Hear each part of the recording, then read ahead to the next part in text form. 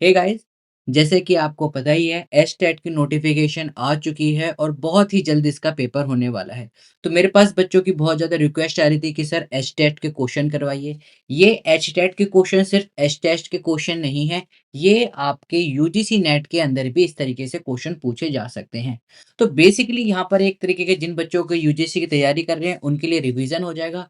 और अगर आप बिल्कुल इनिशियल फेज पे हैं तो आपका एक बेसिक कवर हो जाएगा। तो अब एक सीरीज हम चला रहे हैं जिसके अंदर पूरे हम एचटेट 18, 19, 20, 21, 22 या अभी तक के जितने आपके एचटेट हुए हैं 2018 से बाद के उन सारे एचटेट को यहाँ पर क्वेश्चंस को हम सॉल्व करेंगे। तो अगर आप हमारे चैनल पर नए हैं सब्सक्राइब करें, बेल आइकन को जरूर दबाएं ताकि फ्यूचर में भी आपको इस तरह की वीडियो मिलती रहे। देखिए क्वेश्चन नंबर 91 आपके यहीं से स्टार्ट होते हैं। क्वेश्चन नंबर 91 से हम स्टार्ट करते हैं। यहाँ पर पूछ रहा है the defence mechanism in which a personal totally refuse to accept the reality.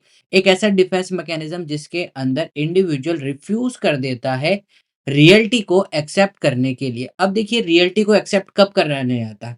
अगर आप देखोगे यहाँ पर किसकी बात कर रहा है, यहाँ पर ये बात कर रहा है डिफेंस मैकेनिज्म के बारे में। अब डिफेंस मैकेनिज्म में क्या करता है कि इंडिविजुअल रियलिटी को डिस्टॉर्ट करने की कोशिश करता है ताकि उसके अंदर ज्यादा टेंशन क्रिएट ना हो। ये सारे के सारे किसके डिफेंस मैकेनिज्म के पार्ट हैं। आइए इन सब के बारे में बात करते हैं और फिर इसका राइट आंसर भी देखेंगे। अगर हम बात करते हैं सबसे पहले डिनाइल का। डिनाइल का मतलब होता है जो कि आप refusing the reality. Refusing the reality यानी कि जो सच्चाई है आप उसको रिफ्यूज कर रहे हैं कि नहीं ऐसा हो ही नहीं सकता। प्रोजेक्शन क्या होता है या फिर प्रोजेक्टिंग, दैट मीन्स आप अपने थॉट्स को दूसरे के ऊपर, थॉट्स कैसे नेगेटिव या फिर इरेशनल थॉट आप दूसरों के ऊपर इंप्लीमेंट कर रहे हैं, that is projecting your thought. आप अपने थॉट दूसरों के ऊपर क्या कर रहे हैं, प्रोजेक्ट कर रहे हैं ऑन अनदर। दूसरे किसी एक इंडिविजुअल के ऊपर आप अपने थॉट्स को प्रोजेक्ट कर रहे हैं। फिर होता है रिएक्शन फॉर्मेशन। अब रिएक्शन फॉर्मेशन क्या होता है, दैट इज जो आपका बिहेवियर है उसके अपोजिट एक्ट करना। जैसे कि कई बार इसका मैं एक एग्जांपल देना चाहूंगा, इससे बच्चे कंफ्यूज नहीं होते कि अगर एक इंडिविजुअल दूसरे इंडिविजुअल को अगर लाइक करता है तो बेसिकली वो उसकी तरह से ज्यादा लड़ाई करेगा। आप देखना, जो इंडिविजुअल दूसरे इंडिविजुअल को लाइक करता है या if they have some kind of the feeling for the opposite gender, वो इंडिविजुअल बाकी सबके साथ नॉर्मल रहेगा लेकिन उस इंडिविजुअल के साथ ज्यादा लड़ाई करेगा। That is the reaction formation, that means behaving in the opposite direction. Behaving in opposite direction, जो आपका नॉर्मल बिहेवियर है उससे आप क्या कर रहे हैं बचने के लिए, ताकि उसको पता ना चल जाए आप उसके अपोजिट क्या कर रहे हैं, बिहेव कर रहे हैं। फिर फोर्थ ऑप्शन होता है आपका रेशनलाइजेशन, यानी कि यहाँ पर किसी भी एक फैक्ट को या फिर किसी भी एक सिचुएशन को, इवेंट को लेस थ्रेटनिंग बना देना। जैसे कि अगर कहीं पर भी फ्लड आ गया है तो इंडिविजुअल कह रहा है इट्स अ गॉड विल, कि ये भगवान की इच्छा है। इससे क्या होता है कि आपने क्या कर दिया है कि आपने उसको लेस थ्रेटनिंग बना दिया कि इसमें हम कुछ कर ही नहीं सकते थे। जैसे कि कोई एक्सपायर हो जाता है, किसी के साथ कुछ ट्रॉमा हो जाता है तो व्हाट दे विल से कि it's a God will, right. अगर आप देखोगे क्वेश्चन में पूछ रखा था रिफ्यूजिंग द और refusing to accept the reality, तो पहला option that is the denial is the right part. यहाँ पर हम सिर्फ आपको आंसर नहीं बताएंगे, उन आंसर के जो ऑप्शंस हैं उनके बारे में भी डिस्कस करेंगे। इससे आपके कंसेप्ट ऑल क्लियर होते चलते हैं। आंसर बता देना, देखिए that is not my part of the thing, but answer कैसे आया और क्या क्या अलग ऑप्शन है ये भी आपको पता होने चाहिए। क्वेश्चन नंबर 92 की तरफ बढ़ते हैं। Irrational fear. देखिए यहाँ पर आपसे फियर की बात कर रहा है, related to the specific object interaction with others and unfamiliar situation. तो यहाँ पर बात किसकी कर रहा है, फियर के बारे में बात कर रहा है। जनरल एंजाइटी डिसऑर्डर क्या रहता है, आपको किसी भी चीज के लिए एंजाइटी डिसऑर्डर है ना, प्रेसिपिटेशन आना। लेकिन यहाँ पर किसकी बात कर रहा है, एंशियस या फिर एंजाइटी की बात कर रहा है। पैनिक डिसऑर्डर होना दैट इज अलग, वही आपका पार्ट रहता है आपका एंजाइटी के अंदर, कि किसी भी चीज के लिए आपको क्या होने लगे, पैनिक आना। और बार बार जब आपको पैनिक अटैक आते हैं तो कन्वर्ट किस में हो जाता है, आपका पैनिक डिसऑर्डर में। मैं यहाँ पर लिख देता हूँ, कई बार बच्चे कंफ्यूज हो जाते हैं। जो पैनिक अटैक्स आते हैं आपके, वो अगर आपको कंटिन्यूअसली आने लग जाए तो फिर वो पैनिक डिसऑर्डर बन जाता है। Phobia is a irrational fear, किसी भी चीज का जो कि आपको हार्मफुल नहीं कर सकते, लेकिन आपको उस चीज़ से क्या लगने लग जाता है? डर लगने लग जाता है। That is irrational fear. Obsessive compulsive disorder, that means किसी भी एक चीज़ को आप ज़रूरत से ज़्यादा कर रहे हैं, चाहे वो क्लीनिंग हो, चाहे वो होर्डिंग हो, या फिर वो कोई भी ऐसी चीज़ जो आप करना नहीं चाहते बट इंटरनली आपको करनी पड़ती है। That is obsessive compulsive disorder. तो अगर आप देखोगे यहाँ पर किसकी बात हो रही है? फ़ियर की बात कर रही है, और phobia is the only option जो कि यहाँ पर फ़ियर की बात कर रहा है। बाकी किसी भी ऑप्शन में फ़ियर की बात नहीं हो रही है। Very good. 93 क्वेश्चन पे चलते हैं। The quantities that are not associated with the effective counsellor. Counsellor से कौन सी ऐसी क्वांटिटीज हैं, क्वालिटीज हैं जो कि क्या कह रहे हैं, इफेक्टिव काउंसलर के अंदर नहीं होती है। Not associated. अगर हम बात करें ऑथेंटिसिटी, बिल्कुल होती है। हमेशा कहा जाता है कि काउंसलर को क्या रहना चाहिए? ऑथेंटिक, या फिर आप कह सकते हैं ओरिजिनल, या फिर ओरिजिनैलिटी में रहना चाहिए। कभी भी गलत अपने बारे में भी नहीं बताना चाहिए, या फिर अपने आप को बढ़ा-चढ़ाकर एज़ ए काउंसलर कभी नहीं बताना चाहिए। एबिलिटी टू एम्फसाइज़, बिल्कुल ठीक है, यानी कि उसकी चीज़ों को समझ सके, उसको जो वो सहन कर रहा है, जो आपका क्लाइंट है, या जो फ़ील कर रहा है, उसके प्लेस पे खुद को रखना। पैराफ्रेजिंग, बिल्कुल ठीक है। पैराफ्रेजिंग भी आपकी क्या रहती है? इफेक्टिव काउंसलिंग की रहती है। दैट मीन्स उनको उस चीज़ को बारे में अलग-अलग एंगल से सोचने पे मजबूर कर देना। मजबूर नॉट इन द सेंस कि आप उसके ऊपर फोर्स कर रहे हैं। दैट मीन्स ये भी हो सकता है डिफरेंट एंगल को अलग-अलग तरीके से देखना। गिविंग एडवाइस, कभी भी काउंसलर का काम एडवाइस देना नहीं होता है। दैट मीन्स ये आपका काउंसलर की क्वालिटीज़ नहीं होती, और यही आपसे पूछा गया होता, यानी कि option number 4 is our right answer. Next question की ओर चलते हैं गाइज़। अगर अभी तक आपने चैनल को सब्सक्राइब नहीं करा है, सब्सक्राइब करें, बेल आइकन को ज़रूर दबाएँ ताकि फ्यूचर में आपको सही और अच्छी सबसे जल्दी नोटिफ़िकेशन मिलती रहे। Out of the which following statement is correct, वो कह रहा है कि कौन सी स्टेटमेंट यहाँ पर क्या है, करेक्ट है। आइए देख लेते हैं। काउंसलिंग इज गिविंग एडवाइस, नहीं, बिल्कुल गलत है। काउंसलिंग में आप कभी भी किसी चीज को एडवाइस नहीं देते। Counselling involve responding to the thoughts feeling and action of the client, बिल्कुल ठीक है। काउंसलिंग का मतलब क्या होता है कि आप अपने क्लाइंट की जो विचार हैं, जो वो फील कर रहा है, किस तरीके से वो एक्शन ले रहा है, उसके अंदर इन्वॉल्व हुए और रेस्पॉन्ड करिए। Counselling is a selection and placement of the individual onto the jobs, no, counselling is not related to the jobs की जॉब्स में प्लेसमेंट करवाना है, बिल्कुल नहीं है। काउंसलिंग इज इन्फ्लुएंसिंग एटीट्यूड, नहीं, आप कभी भी, इट्स नॉट इन्फ्लुएंसिंग। इन्फ्लुएंसिंग किसी के एटीट्यूड को या बिलीफ को बदलना, this is not the counselling. Counselling है ना, उसमें इन्वॉल्व होना, किस उसको लगना चाहिए कि आप उसके साथ इन्वॉल्व हो, उसको लगना चाहिए कि हाँ, कोई मेरे को समझने वाला है, उनको लगना चाहिए क्लाइंट को कि कोई मेरी तरह मेरी जगह पर रह के फ़ील कर सकता है। That is all about the counselling. तो सेकंड ऑप्शन आपका क्या रहेगा? बिल्कुल सही रहेगा। तो option number second will be the your right answer. यहाँ पर मैंने टिक लगा दी, फिर भी मैं रेड से लगा देता हूँ। क्वेश्चन नंबर 95 पे चलते हैं। Out of the which of the following the aim of the psychotherapist is, क्या एम होता है साइकोथेरेपिस्ट का? किसी की हैबिट फॉर्मेशन करना, बिल्कुल नहीं। साइकोथेरेपिस्ट से कोई लेना देना नहीं है हैबिट फॉर्मेशन का। Habit formation is nothing related to the psychotherapist. Sharing emotional experience, no, कभी भी साइकोथेरेपिस्ट के आपके पास आप जा रहे हैं, दैट मीन्स वहां पर वो क्या कर रहा है कि आपको ट्रीट करने की कोशिश कर रहा है। इमोशनल एक्सपीरियंस आपसे शेयर करना नहीं। शेयरिंग मतलब कि आप भी उससे शेयर कर रहे हो, और जो आपका आप कह सकते हैं जो काउंसलर है वो भी आपसे शेयर कर रहा है। That is not taking decision, नहीं, कभी भी डिसीजन, चाहे आप साइकोथेरेपी में बात करें या किसी भी चीज में related to the field of the psychology, decision का यहाँ पर कुछ भी नहीं होता है। लोग इंटरप्रेट कर देते हैं कि जब आप काउंसलिंग करवाते हो तो आप उनको क्या करते हो कि आप ये डिसीजन ले सकते हो। We boost them their self confidence, self esteem, right? हम उनसे ये नहीं कहते कि आपको डिसीजन लेना है, हम उनको सेल्फ कॉन्फिडेंस या फिर कॉन्फिडेंस प्रोवाइड कराते हैं कि आपके अंदर ये क्षमता है, आप कर सकते हो। और उस तरीके से वो वहां पर क्या लेते हैं, अपने डिसीजन खुद लेते हैं। इंक्रीजिंग द सेल्फ अवेयरनेस, बिल्कुल ठीक है। जो एज ए साइकोथेरेपिस्ट क्या करवाता है, वो आपकी सेल्फ अवेयरनेस को, अपने बारे में आपको जानना कि हु यू आर, आपका कितना पोटेंशियल है, क्या क्या आप कर सकते हैं, क्या क्या आपके अंदर चीजें छुपी हुई हैं, आपको क्या लगता है किस तरीके से गलती करी, क्या इसका कोई सॉल्यूशन हो सकता था। दैट मीन्स आप उसको इंट्रोस्पेक्ट करवा रहे हैं, उसके बारे में, उसकी जो पॉजिटिव थिंग्स हैं, उसके बारे में आप उसे याद दिला रहे हैं। तो option number 4 will be the right answer. An individual underlying potential acquiring for acquiring skills. यहाँ पर बात किसकी करिए, देखिए स्किल्स की बात करिए। देखिए किसी भी क्वेश्चन में मेरा ये मानना होता है, मैंने पहले भी बता रखा है कि क्वेश्चन में सिलेक्शन से ज़्यादा आपको रिजेक्शन आना चाहिए। सिलेक्शन से ज़्यादा रिजेक्शन। अब आप कहोगे कि सर ये क्या है? रिजेक्शन मतलब होता है कि कौन-सा ऑप्शन नहीं हो सकता है।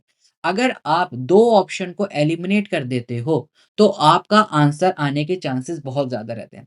मीनव्हाइल बच्चे क्या करते हैं कि आंसर को सिलेक्ट करने की कोशिश करते हैं और हमारा माइंड इस तरीके का बना हुआ होता है कि आप चारों के चारों ऑप्शन पढ़ोगे, आपको लगेगा यार ये भी मैंने पढ़ रखा है, ये भी मैंने कहीं पढ़ रखा है, ये भी पढ़ रखा है और ये भी पढ़ रखा है। कोई ऐसा क्वेश्चन आएगा जिसमें से कहेगा हाँ यार ये शब्द सुना-सुना लग रहा है, यही हो सकता है। व्हाई? क्योंकि माइंड क्या रहता है, आपकी बॉडी को रिलैक्स करने के लिए, वो टेंशन क्रिएट नहीं करेगा। So what you have to do, आपको माइंड को सोचना है, लेकिन किस तरीके से सोचना है, रिजेक्शन क्राइटेरिया पर, कि मेरे को ये वाला ऑप्शन तो हो ही नहीं सकता, ये वाला ऑप्शन तो इसके साथ मिल ही नहीं रहा है। सेकंड थिंग, आपको पता होना चाहिए कि क्वेश्चन के अंदर किस बारे में वो बात कर रहा है। जिस बारे में बात कर रहा है वो उसका कोर पॉइंट है। यहाँ पर ये किसकी बात कर रहा है? एक्वायरिंग स्किल्स के बारे में। अगर ऑप्शन में मैं देखूं, क्या इंटेलिजेंस कोई स्किल है? नहीं। इंटेलिजेंस क्या है? एक एबिलिटी है। इंडिविजुअल की एक एबिलिटी है, या फिर इंटेलिजेंस क्या है, टेस्ट है? ये नहीं हो सकता है। इंटरेस्ट लेना, interest is not a skill, बिल्कुल ठीक है। क्या वैल्यू इज ए स्किल? बिल्कुल भी नहीं। एप्टीट्यूड यानी कि किसी एक चीज के अंदर आपको अच्छी तरीके से वो चीज आती है, इट में पॉसिबल कि आप बहुत अच्छी तरीके से मैथ कर सकते हैं, इट में पॉसिबल आपकी रीजनिंग अच्छी है या जीएस अच्छी है, that is your aptitude. Option number second is the right answer. Okay, तो option number second is the right answer. यहाँ पर आपका ऑप्शन नंबर 4 जो था वो क्या था, सही आंसर था। क्वेश्चन नंबर 97 पे करते हैं। 10-10 क्वेश्चन लेके चलेंगे और आई थिंक ये शायद 1 महीने के अंदर आपके सारे क्वेश्चन पेपर हम खत्म करने की कोशिश करेंगे। Out of the following interview question which are less directed and specific only the topic, specific only the topic. अगर हम यहाँ पर बात करें, तो यहाँ पर पूछ रखा है इन्होंने, देखिए कि कौन से ऐसे-ऐसे यहाँ पर क्वेश्चंस हैं, जो कि क्या रहते हैं, लेस डायरेक्टेड रहते हैं। पहला वर्ड आपके पास ये है, लेस डायरेक्टेड। दूसरा वर्ड क्या है, specific only to the topic, यानी कि एक टॉपिक पर लेस डायरेक्टेड। अगर मैं ऑप्शंस की बात करूँ, तो देखिए जो क्लोज एंडेड क्वेश्चन रहते हैं, वो क्या रहते हैं, आपसे डायरेक्ट क्वेश्चन होते हैं। क्लोज एंडेड क्वेश्चन होते हैं आपके डायरेक्ट क्वेश्चन, जैसे कि व्हाट इज योर नेम। अब मैंने आपसे पूछा व्हाट इज योर नेम, क्या आप उसके बारे में क्या कहोगे, my name is this and that. मेरा नाम रमेश है, मेरा नाम सुरेश है, मेरा नाम मोहम्मद है, मेरा नाम सीता, गीता, जो भी आपका नाम है, उससे ज्यादा तो नहीं बताओगे। ओपन एंडेड क्वेश्चन कौन से होते हैं, if I am saying describe yourself, now it is totally up to on you कि आप अपने बारे में क्या डिस्क्राइब करते हो। आप खुद के बारे में बता रहे हो, अपनी फैमिली के बारे में बता रहे हो, कितने सिबलिंग्स हैं, मेरे चाचा, मेरे मामा क्या-क्या करते हैं, राइट? आप इट में पॉसिबल आप अपने प्लेस के बारे में बताओ, वो प्लेस किस लिए फेमस है। That is totally open ended में क्या रहता है कि वो आपके ऊपर क्वेश्चन है। आप उस तरीके से आंसर किस तरीके से दे रहे हो। तो अगर आप देखोगे क्लोज एंडेड में डायरेक्ट क्वेश्चन होते हैं, यानी कि ये ऑप्शन गलत। बाइपोलर क्वेश्चन कौन से क्वेश्चन होते हैं, जिसमें कि आपसे 2 तरीके से आंसर पूछे जाएँ। इनडायरेक्ट वे में 2 तरीके से आंसर पूछे जाएँ। लीडिंग क्वेश्चन वो क्वेश्चन होते हैं जहाँ पर एक पर्टिकुलर आंसर वो एक्सपेक्ट करते हैं। जैसे कि आप हमारी कंपनी को क्या दे सकते हैं? तो अगर they are asking you in an interview कि what you can do to enhance the productivity of this occupation और enhance the productivity of this company, कि आप हमारी कंपनी की जो ऑक्यूपेशन है या फिर जो प्रोडक्टिविटी है उसे कैसे एनहांस करोगे? तो ऑब्वियस बात है आप जो भी आंसर दोगे पॉजिटिव वे में दोगे, और वो पॉजिटिव वे में एक्सपेक्ट कर रहे हैं। Open ended question are those question which are less directed, जैसे कि मैंने कहा एक्सप्लेन योरसेल्फ, तो वो क्या है, लेस डायरेक्टेड है। कोई भी आप किसी भी डायरेक्शन में आप जा सकते हो। आप अपने बारे में बहुत ज़्यादा बता सकते हो। इट में पॉसिबल आप अपनी फैमिली के बारे में ज़्यादा बताओ। जहाँ आप रहते हैं वो किस लिए फेमस है वो ज़्यादा बता सकते हो आप। जैसे कि normally Delhi people will be like I am from the Delhi, तो अगले वाले इंडिविजुअल पे क्या पड़ जाता है, इंप्रेशन पड़ जाता है कि हाँ भाई ये दिल्ली से है, या I am from the Mumbai, right? तो इस तरीके से open ended question less directed होते हैं और only specific to the topic पे रहते हैं। तो इसका आंसर आपका क्या होगा? That is option number first, open ended question. Question number 98 पे चलते हैं गाइस। अभी भी मैं आपसे कहूँगा, अगर अभी तक आपने हमारे चैनल को सब्सक्राइब नहीं करा है, सब्सक्राइब करिए, बेल आइकन दबाइए ताकि फ्यूचर में आपको वीडियोस आसानी से मिलती रहें। अब यहाँ पर हम बात करते हैं, देखिए, our ability to organise and monitor our own behaviour. हमारी ability, our ability to organise and monitor our own behaviour. आइए आंसर से पहले देखते हैं इन जो क्वेश्चंस हैं या ऑप्शंस हैं इनका क्या मतलब होता है। तो सबसे पहले हम देखते हैं सेल्फ एस्टीम। सेल्फ एस्टीम का क्या मतलब होता है? सेल्फ एस्टीम का मतलब होता है कि आप अपने ऊपर कितना कॉन्फिडेंस है, how much confidence you are in your ability, कि आपको अपने ऊपर कितना कॉन्फिडेंस है आपकी एबिलिटीज पर, आप कितने वर्थ हैं, राइट? जैसे कि मैंने आपसे क्वेश्चन पूछा कि do I like my self, I am worthy, यानी कि मैं अपने सेल्फ एस्टीम की बात कर रहा हूँ। क्या कह रहा हूँ मैं कि do I like my self, क्या मैं अपने आप को पसंद करता हूँ? क्या मैं इस काम के लिए सूटेबल कैंडिडेट हूँ? क्या ये मेरी वर्थ है? दैट मीन्स कि मैं अपनी एबिलिटीज के बारे में क्या देख रहा हूँ? एक कॉन्फिडेंस क्रिएट कर रहा हूँ। सेल्फ एफिकेसी इसका ही एक तरीके से आप कह सकते हैं लार्जर रहता है। ये इंडिविजुअल पे रहता है, ये जर्नल पे रहता है। जर्नल पे कैसे रह सकता है? जैसे कि can I do this, can I do this. यहाँ पर अगर आप देखोगे मैं किसके बारे में बात कर रहा हूँ? मैं अपनी एबिलिटी को स्पेसिफिक सिचुएशन में, यहाँ पर मैं लिख देता हूँ, मैं अपनी एबिलिटी को स्पेसिफिक सिचुएशन के यहाँ पर बात कर रहा हूँ। यहाँ पर मैं अपनी एबिलिटी को जर्नल सिचुएशन में बात करता हूँ। जर्नल सिचुएशन, जैसे कि मैंने आपको ऊपर बताया था, इसका मैंने एक आपको ऑप्शन एग्जांपल दिया था कि एम आई वर्थी, क्या मैं इसके लायक हूँ? राइट? तो ये क्या है? Journal situation. यहाँ पर मैं क्या कह रहा हूँ? Self efficacy, can I do this, क्या मैं इस काम को कर सकता हूँ? तो that means I am believing, I am having self confidence, और आप क्या कह सकते हो, मैं अपने आप पर बिलीव कर रहा हूँ अपनी एबिलिटी पे कि मैं इस काम को अच्छी तरीके से कर सकता हूँ। I am better than the rest of the world, that means कि मैं अपने आप पे बिलीव कर रहा हूँ। अब आते हैं सेल्फ रेगुलेशन पर। सेल्फ रेगुलेशन क्या होता है? सेल्फ रेगुलेशन दैट मीन्स कि मैनेजिंग आवर इंटरनल स्टेट्स। यहाँ पर जो मेन कोर पार्ट है कि जो आपके इंटरनल स्टेट्स, यानी कि जो आपके अंदर से आप क्या सोच रहे हैं अपने बारे में, अपने इमोशन को रेगुलेट करना। जैसे कि कई बार आपने देखे होंगे, स्पेशली फादर जो जेंट्स लोग होते हैं वो रोते नहीं हैं। Even in the hard situation they knew कि अगर वो रोने लग जाएँगे, तो जो उनकी फैमिली है, वो भी रोने लग जाएगी और बहुत ज़्यादा घबरा जाएगी। तो जो जेंट्स लोग होते हैं, वो अपनी इंटरनल इमोशन, स्ट्रेस, इसको क्या करते हैं? शो ऑफ नहीं करते हैं। That is the self regulation. जैसे कि मैं क्या कर रहा हूँ? I am studying for exam. तो मैं क्या कर रहा हूँ? अपने ऊपर रेगुलेट कर रहा हूँ कि मैं बाहर खेलने नहीं जाऊँगा, right? That is studying for exam. ये इसका बहुत अच्छा एग्ज़ाम्पल है। और उसके बाद आता है आपका सेल्फ कंट्रोल। सेल्फ कंट्रोल क्या होता है? दैट इज़ कि controlling your ability to the inhibit strong impulse. जो अचानक से इम्पल्स, एकदम क्रेविंग टाइप में अपने इमोशंस को कंट्रोल कर रहा हूँ, अपने बिहेवियर को कंट्रोल कर रहा हूँ। जैसे कि इसके एक एग्ज़ाम्पल रहते हैं कि रेसिस्टिंग टेम्पटेशन। मैं क्या कंट्रोल कर रहा हूँ?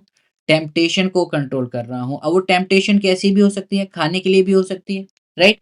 जैसे कि मैंने क्या करा कि मैं एक्सरसाइज के बाद खाना खाऊँगा, राइट? या फिर जब तक मेरा वेट लॉस नहीं होगा तब तक मैं नहीं करूँगा। ये आपकी इंटरनल होती है, इस चीज़ को आपको याद रखना है। और यहाँ पर आपकी स्ट्रॉन्ग इम्पल्स रहती हैं। स्ट्रॉन्ग इम्पल्स जो कि आपके इमोशन और बिहेवियर को क्या कर सकती हैं? आपको एकदम उस बिहेवियर से डेविएट कर सकती है, राइट? तो यहाँ पर ये क्या कह रहा है? Our ability to organise and monitor our own behaviour, जिससे कि हम अपना बिहेवियर क्या कर सके? मॉनिटर कर सकें। तो अगर आप देखोगे अपना बिहेवियर मॉनिटर करने के लिए आप क्या करोगे? मैंने क्या कहा था? Studying for the exam. मैं अपनी इंटरनल स्टेट को मॉनिटर कर रहा हूँ। That is the self regulation. मैं अपने आप को मॉनिटर, अपने बिहेवियर को मॉनिटर कर रहा हूँ, सेल्फ रेगुलेशन। यहीं पर ही अगर मैं लिख देता कि मैं अपने बिहेवियर को मॉनिटर करके मैंने कहा कि मैं कुछ टाइम तक मीठा नहीं खाऊँगा, तो वो हो जाता सेल्फ कंट्रोल। ठीक है, I hope you are getting my point. अब बात करते हैं नेक्स्ट क्वेश्चन की, who formulated the rational emotive therapy, RET, कई बार इसे REBT, rational emotive behaviour therapy की भी बात करते हैं, राइट। अब देखते हैं क्वेश्चन का आंसर से पहले कि किस किसने क्या क्या दे रखा है। आइए मैं इस बार इससे लिखता हूँ। यहाँ पर अगर हम बात करें विक्टर फ्रैंकलिन की, देखिए ये पेन रुकता नहीं है, कोई बात नहीं, मैं दूसरा वाला ही यूज कर लेता हूँ। विक्टर फ्रैंकल की बात करते हैं हम। विक्टर फ्रैंकल आपने नाम सुना ही होगा। पॉजिटिव साइकोलॉजी से इनका बहुत बहुत ज़्यादा आप कह सकते हैं इनिशिएट रहा था। एक तरीके से अगर हम बात करें पॉजिटिव साइकोलॉजी के फाउंडर तो नहीं, लेकिन बेसिकली जो पॉजिटिव साइकोलॉजी पे इनिशियल स्टेज पे जो वर्क करा था वो आपका विक्टर फ्रैंकल ने करा था। इनकी जो बुक है man search for the meaning काफ़ी ज़्यादा फेमस है। आप उसे भी पढ़ना चाहें तो पढ़ सकते हैं, बहुत ही अच्छी बुक है। तो विक्टर फ्रैंकलिन का नाम कब-कब आता है? पॉजिटिव साइकोलॉजी हो, ऑप्शंस के अंदर या क्वेश्चन के अंदर, या फिर he is the founder of the logotherapy, right? चूँकि हम थेरेपी की भी बात कर रहे हैं, तो he is the founder of the logotherapy also. अब बात करते हैं एल्बर्ट एलिस की। तो एल्बर्ट एलिस ने क्या करा था? Rational emotive behaviour therapy, REBT, ये क्वेश्चन पूछा गया हुआ है, यानी कि इसका आंसर आपका सेकंड है। फ्रेडरिक पल्स या फिर आप कह सकते हैं फ्रेडरिक सोलोमन पल्स। अब यहाँ पर हम बात करें तो फ्रेडरिक सोलोमन पल्स ने क्या दी थी? गेस्टाल्ट थेरेपी दी थी। गेस्टाल्ट थेरेपी, यहाँ पर जो इंपॉर्टेंट वर्ड है अगर आप देखोगे that is therapy. Gestalt psychology के फाउंडर कौन थे? आपके मैक्स वर्थहाइमर। ध्यान से सुनिएगा, मैंने यहाँ पर लिखा है gestalt therapy not psychology. Gestalt psychology के जो फाउंडर थे आपके कौन थे? मैक्स वर्थहाइमर। यहाँ पर इन्होंने गेस्टाल्ट थेरेपी दी थी विथ हिज वाइफ। फिर आते हैं आपके कार्ल रोजर की। कार्ल रोजर ने क्या दी थी आपकी? That is person centre therapy, बहुत फेमस है, पर्सन सेंटर्ड थेरेपी। तो देखिए आपको कोई भी ऑप्शन आएगा, आप इन सारी चीज़ों से देख सकते हैं। सिर्फ आंसर लाना is not the my cup of T, बल्कि आपकी भी नहीं होनी चाहिए। क्या-क्या ऑप्शन पूछा गया हुआ है, आपको सारी चीज़ें आनी चाहिए। Last but not least, the concept of the cognitive dissonance was proposed by, किस इंडिविजुअल ने कॉग्निटिव डिसोनेंस का कंसेप्ट दिया था? आइए ये भी देखते हैं। सबसे पहले देखते हैं फर्शहाइडर। फर्शहाइडर ने क्या दिया था? आपकी एट्रीब्यूशन थ्योरी दी थी। आई होप आपको पता हो एट्रीब्यूशन थ्योरी। अगर नहीं पता है तो मैं आपको एक्सप्लेन भी कर देता हूँ। एट्रीब्यूशन थ्योरी में इन्होंने ये कहा था कि कोई भी हमारे साथ इंसिडेंट्स होते हैं, तो उन इंसिडेंट्स को जो उनका रिजल्ट आया है, हम पॉजिटिव में लेते हैं या नेगेटिव में लेते हैं। अगर वो पॉजिटिव में आता है तो हम उसको इंटरनल लेते हैं, और अगर रिजल्ट नेगेटिव में आता है तो हम एक्सटर्नल लेते हैं। जैसे कि अगर मेरा एग्जाम बहुत अच्छा गया और मेरे मार्क्स आ गए, तो मैं क्या कहूँगा कि मैंने बहुत मेहनत करी थी। लेकिन वहीं पर ही अगर मेरे मार्क्स कम आए हैं तो मैं क्या कहूँगा कि एग्जामिनर ने पेपर सेट नहीं करा था, या फिर मैं कहूँगा पेपर बहुत ज़्यादा हार्ड था। तो आउटकम पे मैंने क्या बता दिया? उसको एट्रीब्यूट कर दिया कि उसके क्या हो सकते हैं? अलग-अलग कॉजेज़ हो सकते हैं। फिर आपके आते हैं Leon Festinger, that is the cognitive dissonance, इन्होंने ही कॉग्निटिव डिसोनेंस दिया था। आई होप आपको पता हो कॉग्निटिव डिसोनेंस क्या होता है। नहीं पता है तो मैं एक्सप्लेन कर देता हूँ। कॉग्निटिव डिसोनेंस क्या होता है कि सपोज़ करिए कि आप मानते कुछ और हैं, आपके बिलीफ कुछ और हैं, लेकिन आप कर कुछ और रहे हैं। सपोज़ करिए कि आप बिलीव करते हैं कि इक्वलिटी हो, इक्वलिटी हो, लेकिन जहाँ पर आप काम करने जाते हैं वहाँ पर आप देखते हो कि इक्वली ट्रीट नहीं करा जा रहा है, वुमेन को प्रेफ़र करा जा रहा है या मेन को प्रेफ़र करा जा रहा है। तो आपके माइंड में क्या आएगा कि यार मैं इन चीज़ों पे बिलीव नहीं करता, बट मेरे को ये काम करने पड़ रहे हैं। तो आपके माइंड में क्या रहेगी? एक टेंशन क्रिएट हो जाएगी। आप बोल कुछ और रहे हैं, कर कुछ और रहे हैं, that is cognitive dissonance. That means कि आपके माइंड के अंदर एक टेंशन क्रिएट हो रही है, एक रेजिस्टेंट क्रिएट होता जा रहा है कि you are saying something and you are doing something, that is cognitive dissonance. फिर आपका आते हैं SM मोहसिन, दैट इज इन्होंने क्या दिया था? आपका इंटेलिजेंस टेस्ट दिया था। काफी ज्यादा फेमस है ये, इस चीज का भी याद रखना है। कहाँ के ये रहने वाले हैं ये भी आपसे पूछ लेता है, तो he was living in Bangladesh और उनकी 2021 में एक्सपायर हो चुके हैं ये, ठीक है। फिर आते हैं आपके एल्पोर्ट। आई होप इनके बारे में तो सबने पढ़ा होगा, एल्पोर्ट ट्रेट थ्योरी। आपके कार्डिनल ट्रेट, सरफेस ट्रेट और सेकेंडरी ट्रेट, यहाँ पर ट्रेट्स की इन्होंने बात करी थी। तो अगर हम आंसर की बात करें तो लियोन फेस्टिंगर इसका राइट आंसर है। आई होप गाइस आपको वीडियो पसंद आई है। वीडियो पसंद आई है तो लाइक करें, शेयर ज़रूर करें, सब्सक्राइब करना ना भूलें। आपकी यूजीसी की भी तैयारी यहाँ से होती चलेगी, एस्टेट की भी तैयारी यहाँ से होती चलेगी। तो अपने दोस्तों के साथ भी शेयर करें। We will meet in the next video. Till then keep smiling, keep getting lots of memory. This is Caffeine Shot. Have a great day. Thank you all of you.